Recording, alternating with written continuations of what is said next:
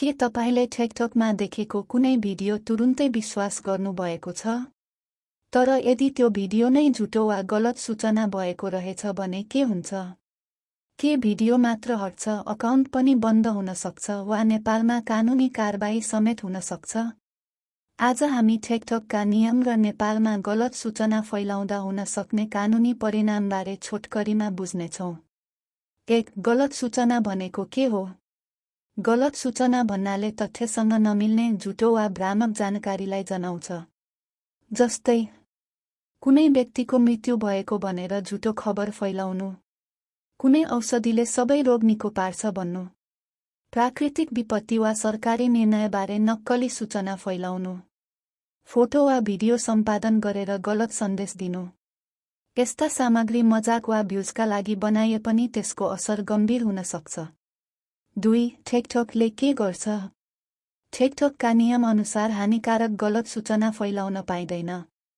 यदि नियम उल्लङ्घन भयो भने टिकटकले भिडियो हटाउन सक्छ, भिडियोको रेट घटाउन सक्छ, अकाउन्टलाई वार्निङ दिन सक्छ, बारम्बार उल्लङ्घन भए पोस्टिङ वा लाइभ सुविधा सीमित गर्न सक्छ। गम्भीर अवस्थामा अकाउन्ट स्थायी रूपमा ब्यान पनि गर्न सक्छ।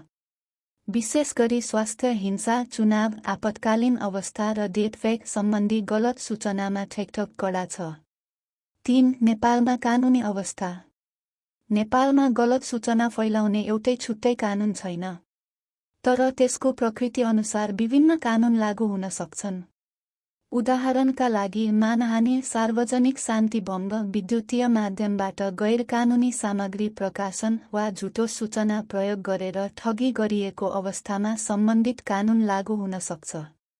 त्यसैले टिकटकमा पोस्ट गरेको भन्दै कानुनी जिम्मेवारीबाट उम्किन सकिँदैन। 4. गल्तीले पोस्ट भयो भने? यदि अनजानमा गलत सूचना पोस्ट भयो भने सकेसम्म छिटो भिडियो हटाउनुहोस्।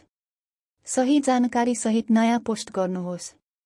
भविष्यमा पोस्ट गर्नु अघि कम्तीमा 2 वटा विश्वसनीय स्रोतबाट तथ्य जाँच गर्नुहोस्। कन्क्लुजन: सामाजिक सञ्जालमा अभिव्यक्ति स्वतन्त्रता छ, तर त्यससँग जिम्मेवारी पनि जोडिएको हुन्छ। एउटा गलत भिडियोले हजारौं मानिसलाई भ्रममा पार्न सक्छ। त्यसैले पोस्ट गर्नु अघि तथ्य जाँच गरौँ र जिम्मेवार डिजिटल नागरिक बनौँ।